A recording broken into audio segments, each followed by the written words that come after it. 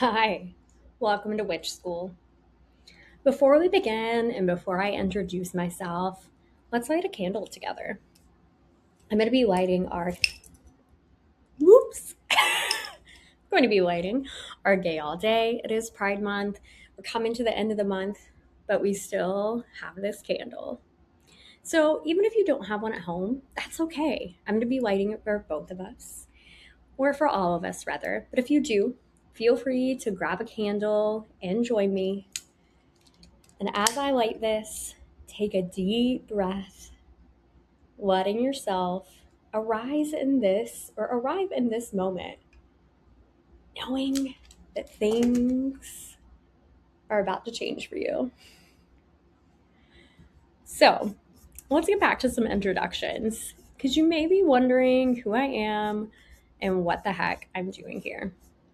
If we haven't connected before, hi, I'm Dr. Jade Gary, owner of Lumos Collective. I am a Reiki master teacher, tarot card reader, metaphysical store owner, and so much more. This is a path that I've walked for a long time. And you combine that with my background in academia, higher education as a librarian. It makes a lot of sense that I love the occult and learning about it. And that's something that makes our shop, Luma's Collective, really different. We combine all of our past backgrounds to help build community and be a metaphysical shop that people can count on. So, whether you're completely new to witchcraft, you've been curious for a while, or you're coming back to this practice after years away, I'm really glad that you're here. One of the things that I love most about what we do at Lumos Collective is helping people. And if you ask me as I was growing up, all I ever knew that I wanted to do was help people. And I think something I've learned along the way is that witchcraft doesn't have to be intimidating. It doesn't have to look like it does on social media. And it doesn't have to be aesthetic before it's meaningful. Witchcraft gets to be personal, and that's how it's always been. So today, I thought we'd start at the very beginning because that's always a good place to start. What actually is witchcraft? Depending on where you look or who you ask, you'll probably get 100 of different answers. Some explaining to you what it is, maybe how it's changed their life or someone around them. Others may have some really negative things to say about it, and that's okay too. But that's one of the reasons I really wanted to make this series, is because every time we have people in the shop or people online, I have these conversations where people often say they don't know where to start. They're worried they'll do something wrong.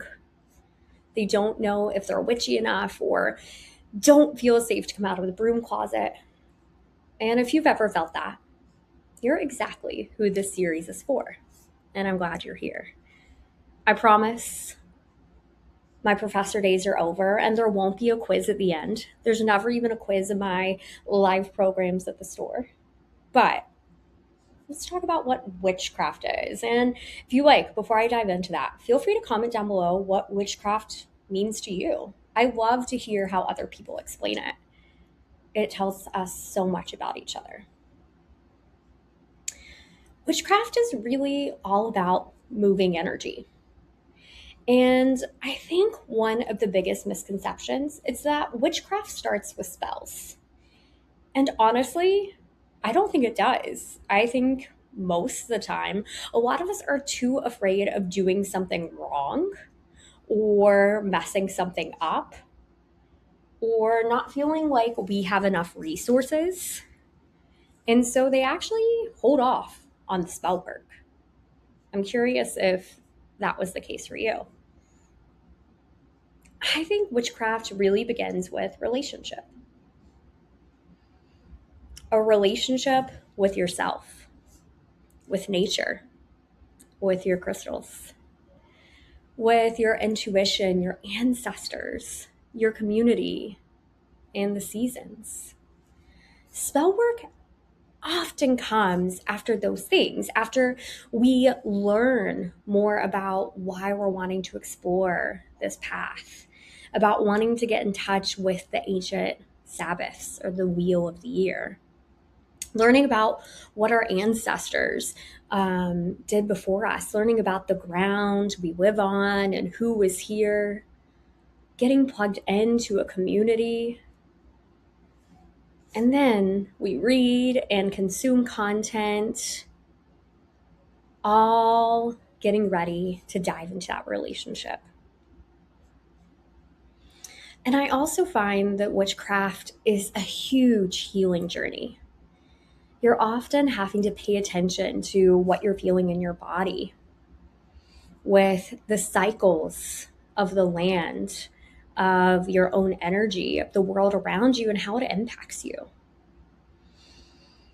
It's about intentionally making choices to change the world around you, and most importantly, the relationship with yourself, and doing so intentionally. Choosing herbs and plants and crystals and colors, all with intention. It's about observing the things around you that people don't often slow down to see. And it's about listening, even if you don't necessarily agree or want to approach your craft in the same way as someone else. You can learn so much by listening. I also think it's important, while we're on this topic, to clear up some rumors about witchcraft. Let's talk about a few myths here that I often hear. Witchcraft isn't devil worship. Hard stop. A lot of witches, myself included, don't work with them. It is not the same as Satanism. They are not one and the same at all. And that's something that people often jump to a lot of conclusions about with your friendly neighborhood hippie witch. Witchcraft also isn't inherently evil. A lot of practitioners do not cast any spells that would cause harm to anyone. In fact, in the Wiccan tradition, which is a religion itself, they believe in doing no harm to anyone, and that everything is for the good of all and the harm to none. And so this idea that every time a witch is casting, they're doing something evil and controlling is simply not true, which also brings us to the fact it's not about controlling people. That's often why you will have so many practitioners who will not do love spells, is because it can be hard to draw the line and navigate that line with people of when it's starting to not become someone else's choice. We're all about consent here in every aspect, so we always take that into account when we're doing our spells. Something else I wanted to say is that witchcraft is ancient. It's been around for thousands of years, for long before most of the organized religion that we have today. It's really interesting when you start diving into the history of that, where it all comes from, and where people take and appropriate different things. That's a conversation for another day. It's also not like we have special powers. I can't snap my fingers and change my hair color or my eye color. It's about learning to listen to yourself. It's one of the most important things. It's not about buying every crystal you see online. I know that was definitely something I started with, was buying so many crystals. And you don't need to have this perfectly aesthetic room that looks like a magical apothecary to begin. You can work with the space that you have. So I'm curious, as we are really jumping into this, now that we've talked about what magic is, I wonder what your questions are. What do you have questions about when it comes to witchcraft? Maybe it's about ethics. Maybe it's about how it can be different for everyone. Maybe you have questions about my own path. Whatever it is, feel free to leave it below, and make sure you're subscribed so you don't miss out on our next episode. I'll see you then.